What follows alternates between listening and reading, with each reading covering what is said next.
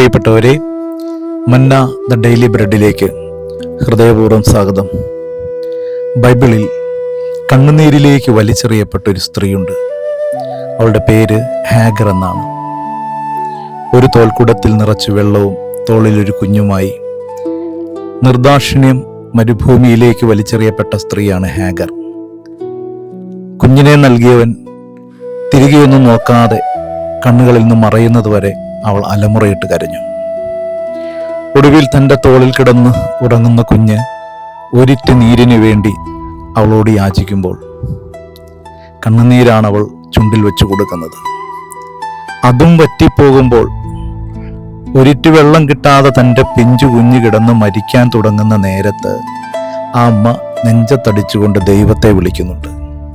അപ്പോൾ കർത്താവ് അവളോട് പറയുന്നൊരു കാര്യമുണ്ട്: ഹാഗറി, നിന്റെ കണ്ണുകളിൽ നിന്ന് കണ്ണുനീര് നീ തുടച്ചു മാറ്റ്.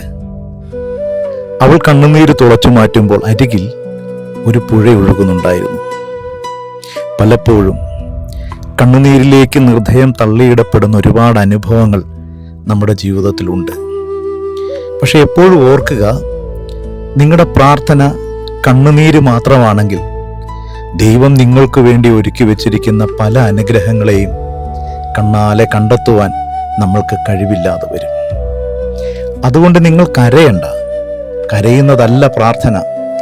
കണ്ണുനീര് തുടച്ച് ദൈവത്തിൽ ബലം പ്രാപിച്ച് ദൈവം നിങ്ങൾക്ക് വേണ്ടി ചുറ്റുപാടുകളിൽ ഒരുക്കി വെച്ചിരിക്കുന്ന അനുഗ്രഹങ്ങളെ കണ്ടെത്തുവാൻ മനുഷ്യൻ നടത്തുന്ന പ്രയാണമായിരിക്കണം പ്രാർത്ഥന. പ്രയത്നമാണ് പ്രാർത്ഥന. അങ്ങനെ പ്രാർത്ഥിക്കുവാനായിട്ട് നമ്മളെ കൊണ്ട് പറ്റുകയാണെങ്കിൽ ദൈവം ഒരനുഭവമായിരിക്കും. അല്ലെങ്കിൽ നമ്മൾ ധരിച്ചു വച്ചിരിക്കുന്നത് പോലെ കണ്ണുനീരിൻ്റെ അകമ്പടിയോടുകൂടെ വിളിച്ചാൽ മാത്രമേ ഈ ദൈവം കേൾക്കൂന്നൊന്നുമില്ല. ദൈവം കണ്ണുനീരിനപ്പുറം അനുഗ്രഹം ഒരുക്കി വെച്ച് കാത്തിരിക്കുന്നവനാണ്. അനുഗ്രഹം നൽകട്ടെ. ഇനിയും നമുക്ക് കാണാം.